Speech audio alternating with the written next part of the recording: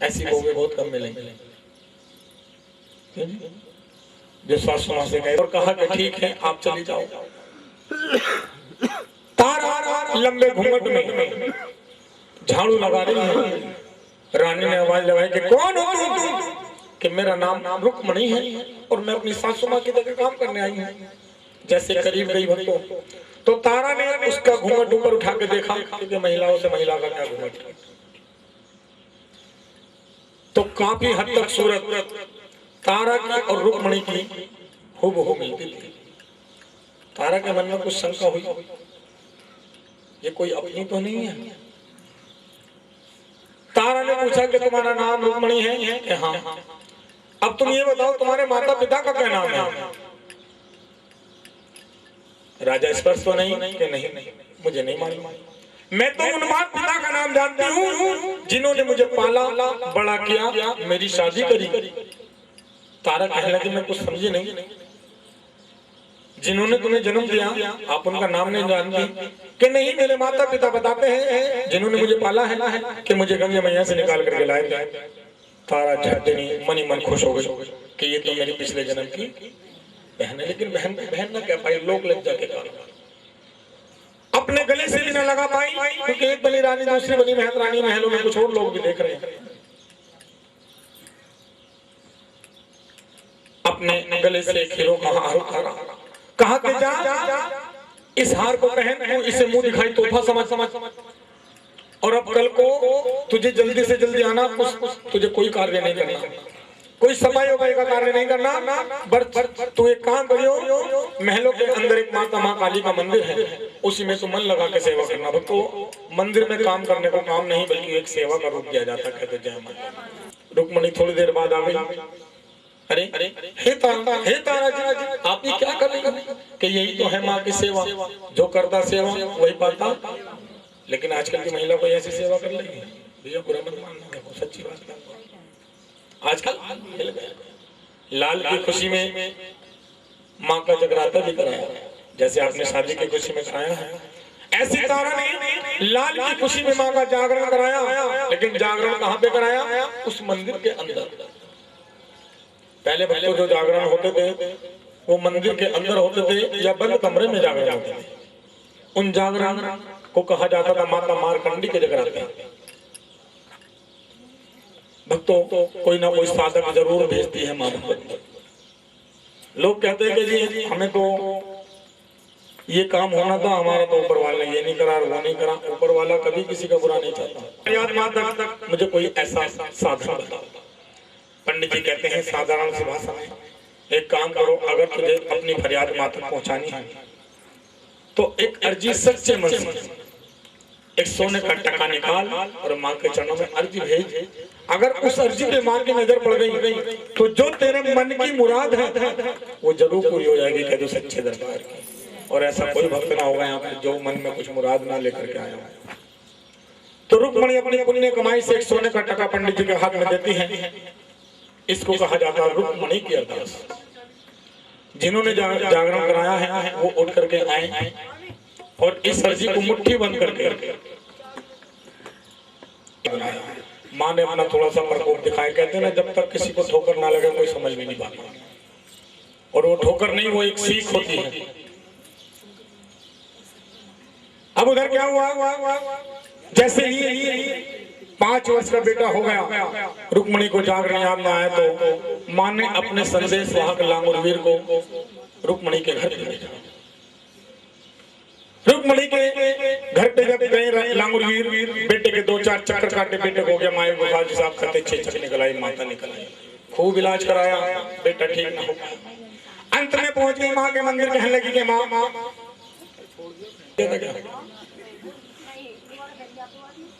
पहला कराया नहीं फिर दूसरा बोल दिया। तेरे यहाँ पे आ सकते हैं लेकिन पहले डल देने हैं। रुक्मणी ने डल बनाए, तारा रानी के पास पहुंच गई। तारा रानी को रास्ता बताया अपने घर का। एक नाई ने सुन लिया और देख लिया। नाई पहुंच गया सीधा राजा के पास। हजामत बनाते बनाते थोड़ा सा साबुन का पानी झट से होठों से लगाया जानबूझ के। राजा ने खींच के थप्पड़ मारना चाहा कि तू हमारा धर्म भ्रष्ट करना चाहता है। नाई कहने लगा राजा जी ये पानी आपका, मैं नाई भी आपका, इतने से साबुन का पानी से क्या आपका धर्म नष्ट हो जाएगा? अरे जब आपकी रानी तारा नीचों के यहाँ जागरण में जाएगी, मांस के टुकड़ों का प्रसाद लाएगी, खाएगी, जब तुम्हारा धर्म कहाँ जाएगा? राजा कहने लगा तू बस मुझे इतना बता दे, रानी जागरण में कौन से दिन जाएगी? कहा कि शनिवार के दिन रानी तारा जागरण में जाएगी और माँ काली को मांस और मटर का भी भोग वही लगाएगी। अब उधर थोड़ी देर बाद राजा महल में प्रवेश करता, रानी से कहता रानी हमें भूख लगे, कुछ फल ला करके दो। राजा फल काटने के बहाने अपनी उंगली में चीरा लगा लेता, खून बहने लगता है, दर्द होने लगता है। दर्द के मारे राजा को नींद नहीं आई। अब रानी जागरण में जाए तो जाए कैसे, जल्दी भोग लगाओ, कहीं मेरा राजा जाग ना जाए, मुझे जल्दी जाना है। भगत मंडली कहती है रानी अभी आई होगी, भोग लगाने के बाद कर दो, पहले तुमने माँ को कलश चढ़ाने डाल दिया। अपनी जोत पे आ गई, उधर राजा की आंख खुल गई। राजा ने देखा रानी नजर न आई, राजा ने देखा रानी नजर न आई, अपने हाथ में तलवार ली और घोड़े पे सवार होकर दौड़ता हुआ तुरंत अपना भेष बदल के चले गया। लेकिन राजा को अंदर न जाने दिया, बाहर खड़ा हुआ है, खिड़की द्वारा झांक करके क्या देखता है राजा? रानी तारा माता माँ काली को मांस और मदिरा का भोग लगा रही। आप कोई भी महिला बैठ जाओ।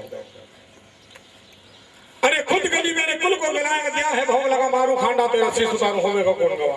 रानी कहती राजा मेरी झोली में माँ का प्रसाद है।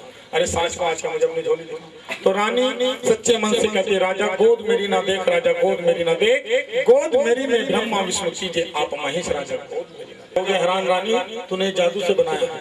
रानी कहती है जादू नहीं है, तो मेरी माँ का सच्चा पंथ है कि इस पंथ को तो मैं भी देखना चाहता हूँ कि तुझे कुछ कुर्बानी देनी होगी। जो तेरे पास नीला नीला घोड़ा है उसकी गर्दन काट के हवन कुंड में डाल के भस्म कर देगा। हाँ रानी ने कर देगा। राजा ने ऐसे ही रानी के पास आया, रानी अब मुझे माँ का पंथ बताओ। रानी कहने लगी हंस के मुस्कुरा के, अरे राजा बेजुबान को मार करके माँ का पंथ जाना चाहता, राजा की परीक्षा ले चल केवल एक काम और कर राजा कि सुंदर सुंदर बेटा तेरा लाडला। राजा जरा उसका तो सर काट के ला। राजा अपने बेटे के कमरे में पहुंचा, अपने बेटे का सर काटने के लिए जैसे चला, बेटे ने कहा पिताजी सर चीज क्या है, आप मेरे प्राण लीजिए, लेकिन बस एक बार तो मेरी माँ का नाम लीजिए। राजा ने जय माता दी कहते हुए अपने बेटे की गर्दन धड़ से अलग कर डाली। रानी के पास लेके जाता है, ले रानी सरसुत अपने का जो तुझको ना भावे, बेटा घोड़ा मांस के छोटे छोटे टुकड़े कर डाल। राजा ने अपने दिल पे पत्थर रखा, अपने बेटे के मांस के छोटे छोटे टुकड़े करे और रानी के पास लेके जा रहा है।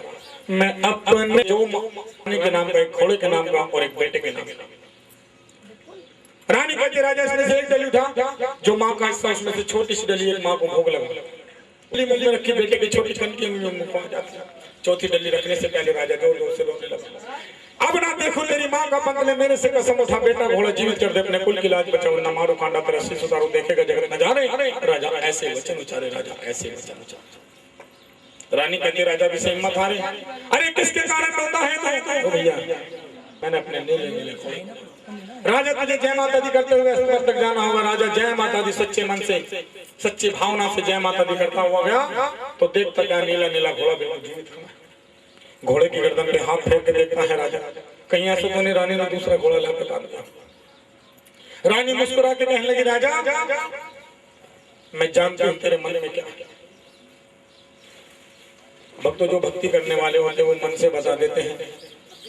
पिताजी आपने मुझे कहाँ मारा, जब आपने मेरी गर्दन पे तलवार चलाई भी नहीं हो गया, घोड़ा भी जीवित हो गया, तो जो 5 थाल में मांस के टुकड़े थे उसका क्या बना आएगा सुनने वाले। कहते के बेटे के थाल से कपड़ा हटा के देखा तो मांस के टुकड़ों की जगह बन गया था हलवा। क्या बना? हलवा से बोलो। अच्छा जो जोरदार जयकारा लगाएगा हाथ उठा के उसे दो दोने मिलेंगे। कौन कौन लगाएगा माँ के नाम का जयकारा? हाथ उठा के 1 2 3 4 5। बेटे के थाल से कपड़ा हटाया उसमें हलवा, माँ के थाल से कपड़ा हटाया उसमें हलवा, राजा रानी ने अपने अपने थालों से कपड़ा हटाया उसमें हलवा, और घोड़े के थाल से जैसे कपड़ा हटाया तो उसमें बन गए थे हलवा, नहीं थे काले रंग के चने। तब से आज तक माँ को हलवे चने का ही भोग लगाया जाता। भोग लगा दिया हलवे का, पहले थोड़ा सा पिछवा दो। और माँ दर्शन देती है और दर्शन देकर के एक वरदान दिया रानी तारा को कि हे रानी तारा, जा मैं तेरी भक्ति से प्रसन्न होकर के तुझे एक अमर वरदान देती है कि जिस जागरण में तेरे नाम की कथा नहीं होगी वो जागरण कभी भी संपूर्ण नहीं होगा। राजा कहने लगा, मां, जो इस कथा को सुनेंगे, जो इस कथा को कहेंगे, उन्हें क्या लाभ मिलेगा कि जो एकादशी के व्रत में व्रत रखता हो, जितना फल एकादशी के व्रत में मिलता है उतना ही फल प्राप्त होगा। क्या तो जय माता। या 9 दिन तक नवरात्र जो व्रत रखते हो, जितना फल 9 दिन तक नवरात्र में मिलता है उतना ही एक बार सच्चे मन से कथा में जरूर मिलेगा। लेकिन 9 दिन तक नवरात्र सच्चे दरबार की, मैया के प्यार की, सच्ची सरकार की के बाद में एक लामुरिया वो सच्चे दरबार की तो सबको जाना, मुझे भी जाना, ड्यूटी तो मेरी भी। मैया गंगा जल गए हाथ में मेरे, मैया गंगा जल गए, अपनी मैया को स्नान करावा, अपनी मैया को स्नान करावा, शेरा वाली मैया तेरी आरती गावा, शेरा वाली मैया तेरी आरती गावा।